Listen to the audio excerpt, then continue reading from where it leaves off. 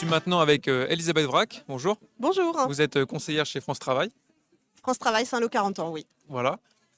Euh, je pense que c'est tout par rapport à la présentation. Est-ce que vous pouvez vous présenter rapidement depuis combien de temps vous êtes chez Alors France donc je Travail? suis conseillère depuis 2001, donc ça date. D'accord, ok, oui. Voilà, donc au service entreprise depuis 2014, donc exclusivement. Donc on est une petite équipe sur Saint-Lô 40 ans au service des entreprises et on essaye d'animer le réseau, on essaye d'organiser des événements, là dans le cadre de la semaine de l'agroalimentaire notamment. C'est vrai qu'on est là pour parler de l'agroalimentaire. Comment vous faites pour insérer les demandeurs d'emploi qui viennent vers vous? Comment vous faites pour les amener vers ces métiers? Alors, c'est des métiers où on a de la pénurie de candidats en fonction des différents postes. On va parler de conducteurs de ligne de fabrication, de conditionnement, de techniciens de maintenance aussi. Donc, c'est à nous de faire découvrir certains métiers, donc en les incitant à aller rencontrer les centres de formation, les professionnels, en mettant en place des périodes d'immersion au sein des entreprises pour découvrir un métier, préparer son projet et pourquoi pas se former à ces métiers-là. Justement, en parlant de formation, est-ce que c'est impératif d'être formé pour travailler dans ces métiers? Et si oui, est-ce que vous pouvez vous proposer des formations et vous accompagner les demandeurs d'emploi tout au long de la formation? Alors, il existe des postes où il y a moins besoin de qualification, avec moins de formation. Mais sur certains postes, il y a vraiment besoin d'avoir une sensibilité à l'alimentaire, aux normes alimentaires, les normes de sécurité, Oui, bien sûr. etc. Donc, nécessairement, il va falloir se former à un moment ou à un autre.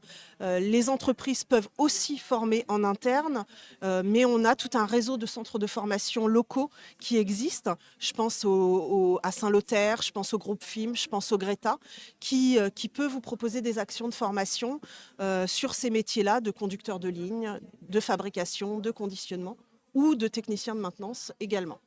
D'accord. Vous avez un peu répondu à ma prochaine question justement, mais Désolée. quels sont les postes de travail que vous proposez le plus, qui ressortent le plus en Alors, tant que demande? les besoins qui ressortent le plus, alors là où il y a des gros besoins, mais il faut nécessairement un parcours de formation, c'est en maintenance, parce que c'est très pénurique ces postes-là. Euh, Après, on recherche des conducteurs de ligne de fabrication, de conditionnement, mais c'est pas que ces métiers-là, l'agroalimentaire.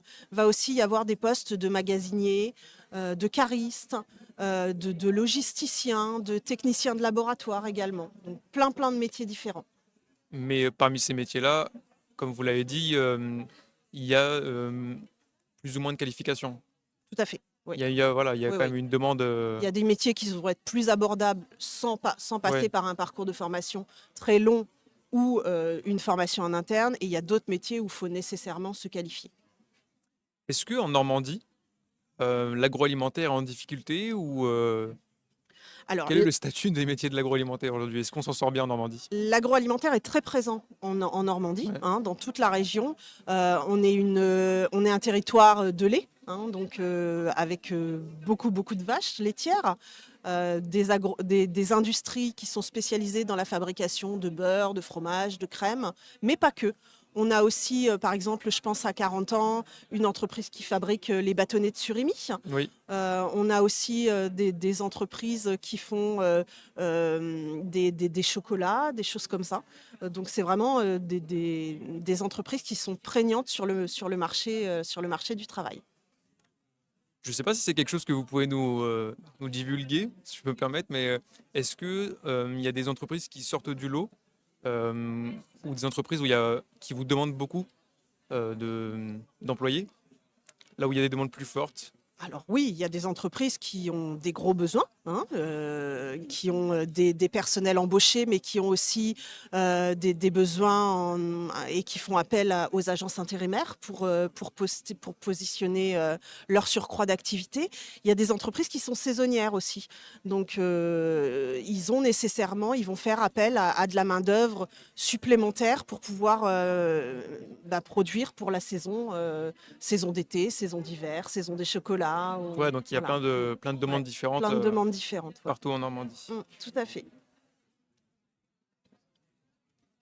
Il n'y a pas de restrictions pour postuler dans ces métiers-là, dans ces professions-là, par rapport à l'âge, par rapport à une situation de handicap potentiellement? C'est ouvert à tous ces métiers de l'agroalimentaire?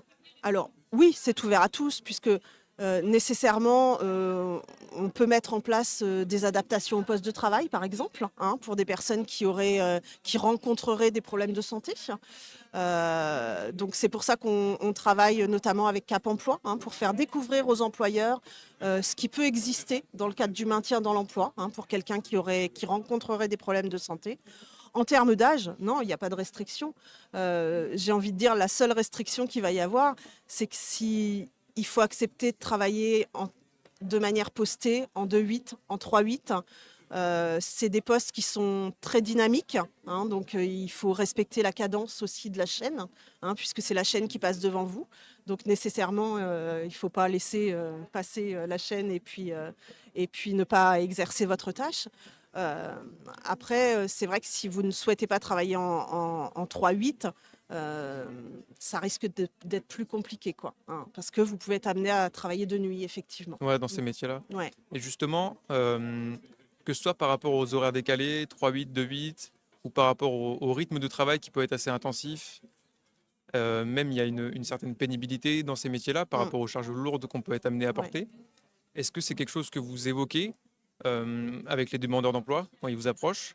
Est-ce que les gens ont une certaine réticence à approcher ces métiers-là? Je crois que la meilleure façon d'approcher un métier, c'est d'aller voir dans l'entreprise comment ça se passe. Donc nous, ce qu'on peut proposer à une personne qui hésiterait parce qu'elle pense qu'elle n'a pas les capacités nécessaires, parce qu'elle pense qu'elle ne va pas suivre le rythme, c'est une période d'immersion d'une semaine, de 15 jours, pour vraiment découvrir ce métier, valider son projet et se dire oui, je veux faire ça, ou alors non, c'est pas possible, je n'arriverai pas. D'accord. Eh bien, merci beaucoup d'avoir répondu à mes questions. Merci.